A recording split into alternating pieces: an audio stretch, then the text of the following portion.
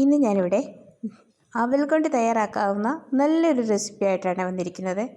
നമുക്ക് വളരെ വേഗത്തിൽ തയ്യാറാക്കാം. അതുപോലെ അധികം ചേരുവകളൊന്നും വേണ്ട.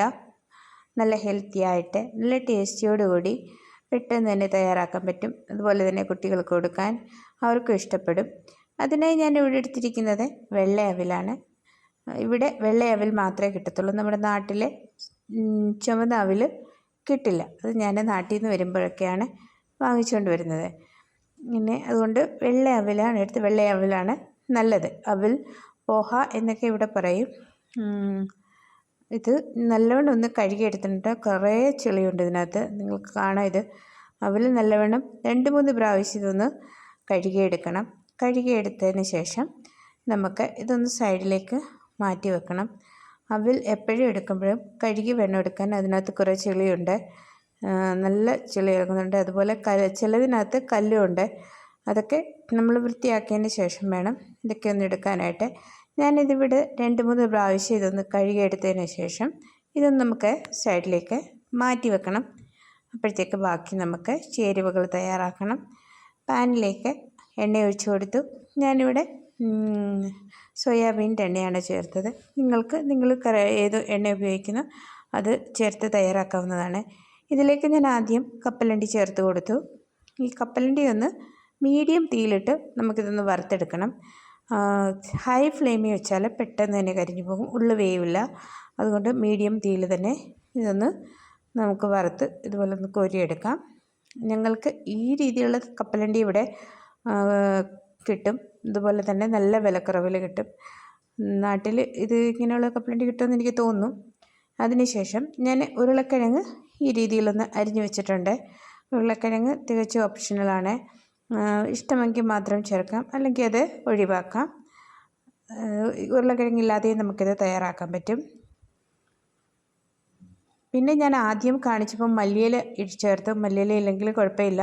മല്ലിയിലയും എല്ലായിടത്തും ഒന്നും കിട്ടത്തില്ലല്ലോ, അതുകൊണ്ട് മല്ലിയില ചേർത്തില്ലെങ്കിൽ കുഴപ്പമില്ല. പിന്നെ മല്ലിയില കണ്ടിട്ട് ആരും തയ്യാറാക്കാതെ ഇരിക്കരുത്. മല്ലിയില ഇല്ലെങ്കിൽ നമുക്ക് ഇതുപോലെ തന്നെ തയ്യാറാക്കിയെടുക്കാം. ഈ ഉരുളക്കിഴങ്ങ് ഇതുപോലെ ഒന്ന് വറുത്ത് കോരിയെടുത്തിട്ടുണ്ട്. അതൊന്ന് വെന്ത് കിട്ടി. കാരണം ഇനി നമുക്ക് വേവിക്കാനൊന്നുമില്ല. അവിലെന്ന് പറയുമ്പോൾ അത് പെട്ടെന്ന് തന്നെ വെന്ത് കിട്ടും. ഈ അതേ എണ്ണയിലേക്ക് ഞാൻ കടുക് ചേർത്ത് കൊടുത്തു. അതോടൊപ്പം തന്നെ ജീരകം കൂടി ചേർത്ത് കൊടുത്തിട്ടുണ്ട്. ജീരകം മെയിനായിട്ട് ചേർത്ത് കൊടുത്തിരിക്കണം. ജീരകം അതിനകത്ത് ചേർത്തെങ്കിൽ അതുപോലെ ടേസ്റ്റ് കിട്ടും. പിന്നെ അതോടൊപ്പം തന്നെ സവാള ഉള്ളി ചെറുതായി അരിഞ്ഞ് ചേർത്ത് കൊടുത്തു. അതുപോലെ തന്നെ ചെറിയ ഉള്ളി ചേർക്കരുത്, സവാള ഉള്ളി തന്നെ ചേർത്ത് കൊടുത്തിരിക്കണം ഇതിൻ്റെ ടേസ്റ്റ് കിട്ടണമെങ്കിൽ. മറാഠികൾ ഇതിന് കാന്ത പോഹ എന്നാണ് പറയുന്നത്. കാന്ത എന്ന് പറഞ്ഞാൽ ഈ ഉള്ളിക്ക്, സവാള ഉള്ളിക്ക് അവർ കാന്ത എന്ന് പറയുന്നത്. അതുകൊണ്ട് അവർ കാന്ത പോഹ എന്ന ഈ ഉള്ളി കൂടുതലായി അവർ ചേർത്ത് കൊടുക്കും അതിനകത്ത്. ഇനി ഞാൻ പച്ചമുളക് ചെറുതായി അരിഞ്ഞത് നിങ്ങളുടെ എരിവിനനുസരിച്ച് ചേർത്ത് കൊടുക്കുക. ഇതുപോലൊക്കെ സാധനം ഉണ്ടാക്കുമ്പോൾ നല്ല എരിവോടുകൂടി കഴിക്കുന്നത് നല്ല ടേസ്റ്റിയാണ്. ഇനി ഇതിലേക്ക് നമുക്ക് ഇതൊന്ന് അധികം മൂത്ത് പോകല്ലേ, ഉള്ളി അധികം മൂത്ത് പോകാതെ തന്നെ ശ്രദ്ധിക്കണം. അതിലേക്ക് കറിവേപ്പില ചേർത്ത് കൊടുത്തു. കറിവേപ്പിലയും ഒന്ന് മൂപ്പിച്ചെടുക്കണം. വളരെ എളുപ്പത്തിൽ തന്നെ തയ്യാറാക്കാം. നിങ്ങൾക്ക് തീർച്ചയായും ഇഷ്ടപ്പെടും. നിങ്ങളൊരു പ്രാവശ്യമെങ്കിലും ഇതുപോലെ ഒന്ന് തയ്യാറാക്കി നോക്കുക. അവൽ കിട്ടുമ്പോൾ ഉപ്പ് ആഡ് ചെയ്ത് കൊടുത്ത്. കാര്യമായ ചേരുവകളൊന്നുമില്ല, ഇത്രയും ചേരുവകൾ മാത്രമേ ഉള്ളൂ. പിന്നെ നിങ്ങൾ ആദ്യമായിട്ടാണ് എൻ്റെ ചാനൽ കാണുന്നതെങ്കിൽ നിങ്ങളുടെ അഭിപ്രായം അറിയിക്കുക, സപ്പോർട്ട് ചെയ്യുക, സബ്സ്ക്രൈബ് ചെയ്യുക. ഇനി ഇതിലേക്ക് നമുക്ക് മഞ്ഞൾപ്പൊടി ആവശ്യത്തിന് ചേർത്ത് കൊടുക്കണം. കാരണം വെളുത്ത അവിലായതുകൊണ്ട് മഞ്ഞൾ ശരിക്കും അതിൽ പിടിക്കണം. അതുപോലെ നമ്മൾ അതിൻ്റെ അനുസരിച്ച് മഞ്ഞൾപ്പൊടി ചേർത്ത് കൊടുക്കുക. വെളുത്തിരിക്കാൻ പാടില്ല, നല്ല മഞ്ഞ കളറിൽ.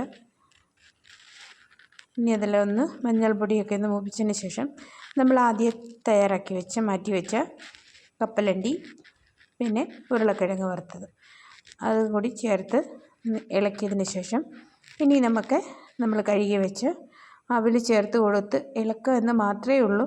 പെട്ടെന്ന് തന്നെ നമുക്കിത് തയ്യാറാക്കാം. 4 മണിക്കാണെങ്കിലും രാവിലെ ആണെങ്കിലും നമുക്ക് പെട്ടെന്ന് തന്നെ തയ്യാറാക്കി കഴിക്കാൻ പറ്റും. ഉപ്പുമാവ് തയ്യാറാക്കുന്ന പോലെ തന്നെയാണ് ഇത്. ഞാൻ അവിൽ കൈകൊണ്ടാണ് ഇട്ട് കൊടുക്കുന്നത്. കാരണം നമ്മൾ കഴുകി വെച്ചപ്പോൾ അത് ഒട്ടിപ്പിടിച്ചിരിക്കുന്നു. അതുകൊണ്ട് കൈകൊണ്ട് കുറേശ്ശെ ഇട്ട് ആദ്യം ഒന്ന് ഇളക്കി കൊടുക്കുക. എല്ലായിടത്തും മഞ്ഞൾ പിടിക്കണം. അതുപോലെ തവിയൊന്ന് മാറ്റിയിട്ടുണ്ട്, കാരണം അതുകൊണ്ട് ഇളക്കാൻ ബുദ്ധിമുട്ടായതുകൊണ്ട് തടിത്തവി തന്നെ ഉപയോഗിച്ച് ഇളക്കി.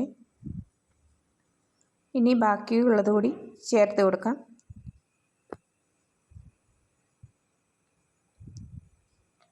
ഇതുകൂടി ചേർത്തിട്ട് നമുക്കിനി ഇതൊന്ന് നല്ലവണ്ണം ഇളക്കിയെടുക്കണം.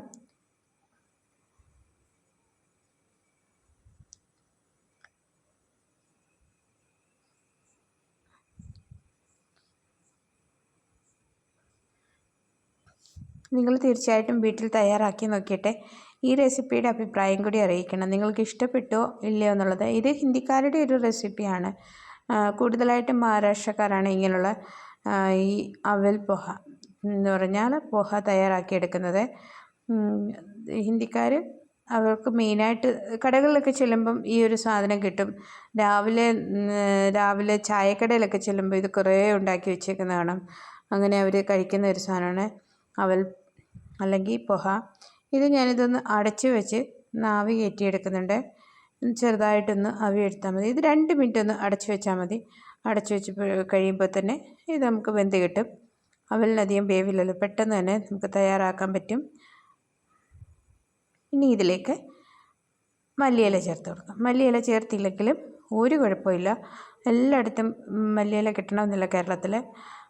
മല്ലിയില ഇല്ലെങ്കിലും നല്ലതാണ്, ഇത് കഴിക്കാൻ ടേസ്റ്റിയാണ്. അത് നമ്മൾ കറിവേപ്പിലൊക്കെ ചേർത്ത് കൊടുത്തില്ല, അതുകൊണ്ട് നല്ല ടേസ്റ്റാണ്. പിന്നെ നിങ്ങൾക്ക് വേണമെങ്കിൽ നാരങ്ങ ചേർത്ത് ചൂടോടെ തന്നെ ഉപയോഗിക്കാം. അപ്പം അടുത്ത വീഡിയോ കാണാം.